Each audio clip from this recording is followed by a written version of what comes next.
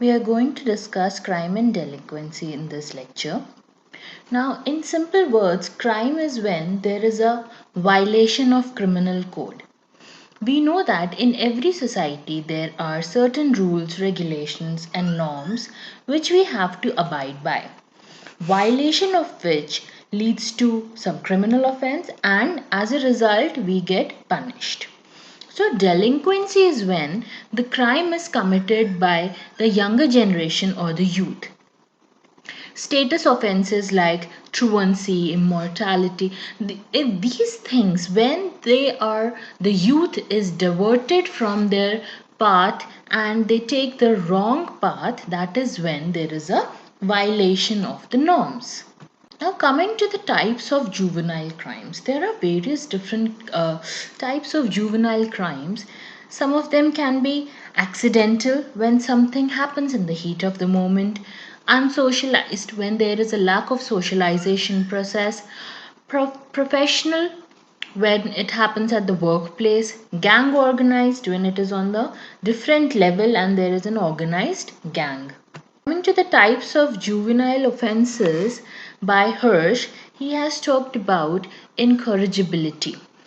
From a small age, from a tender young age, if a child is disobedient, if he rebels his teachers, his parents, that means he has some signs of deviance and he can become an offender when he grows up. Truancy, that is skipping school because he does not want to study, he wants to engage in different activities. Larceny, which is when a petty theft gets converted into an armed robbery as time passes, as he gains more experience. Destruction of property, it can be public or private. Violence with the use of weapons, and sexual offenses as well.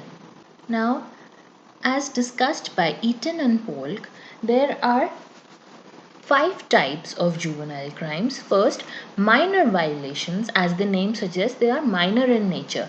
For example, breaking the traffic light. Major violations, that can be thefts and burglary.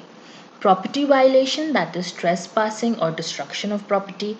Addiction, that can be addiction to alcohol or drugs. Bodily harm, that can be homicide or even rape. The types of crimes that we have to study in detail are as follows. First is individual crimes.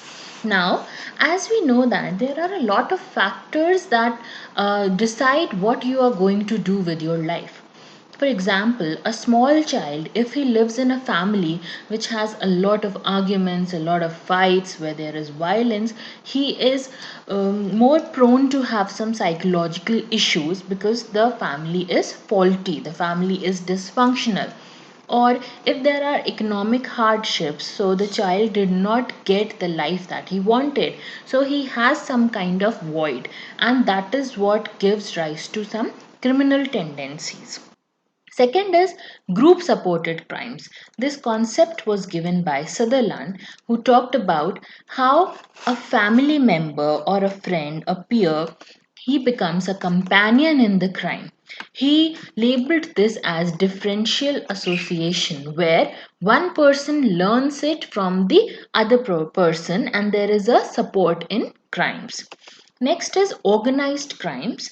This concept is given by Cohen, who has talked about criminal subculture, where he said that the subculture, that is, a new culture emerges, and the people who belong to that culture, they are guided by the norms of that same group. They do not follow the group that is prevalent in the society. They make their own rules and regulations and they abide by them.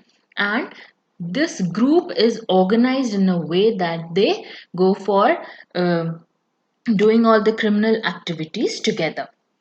Last is situational crimes, which happens in the heat of the moment, as the name suggests. It happens according to the situation. It is not necessary that there is a deep rooted intention, but if someone is very frustrated, or if someone is under the influence of alcohol, or is very frustrated, he could commit a crime. Now, coming to some of the causes. Why does crime happen? What can be some of the causes? First is psychological factors or personality disorders, which are there because of either genetic disorder or something that happened while the child was growing up.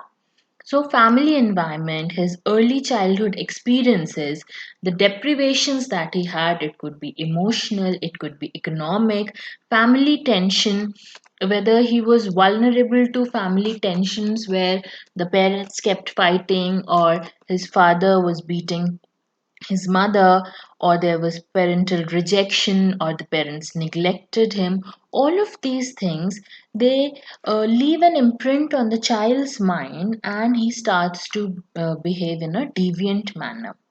There's also a role of peer group, neighborhood. If the person is living in a poor neighborhood, in a bad neighborhood, where there are a lot of goons and antisocial values, lots of conflicts, so the child is going to adapt the same. Last is the influence of mass media, movies, literature. I'm talking about pornographic literature.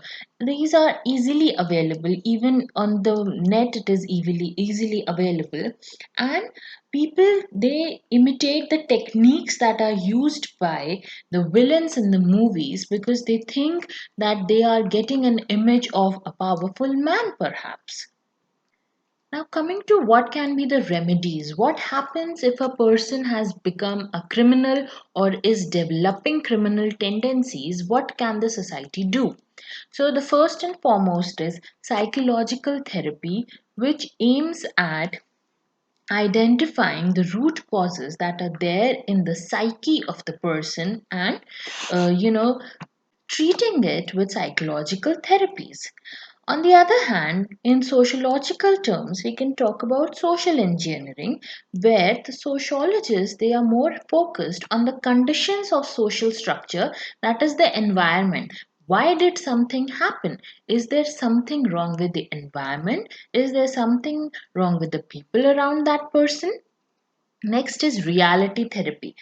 This therapy is concerned with the present behavior. It makes the person come to reality, adapt reality, accept it. While psychological therapy talks about the past, reality therapy talks about the present. Active therapy, where the person is allowed to release his emotions, where the environment is free, they are free to express, because a lot of times there are so many things inside of us that we cannot share, that we cannot tell others due to various reasons, and it comes out as frustration.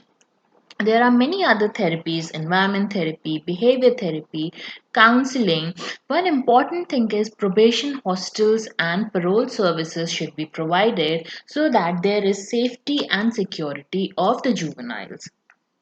Next is establishing and coordinating welfare schools, rescue homes, and orphanages.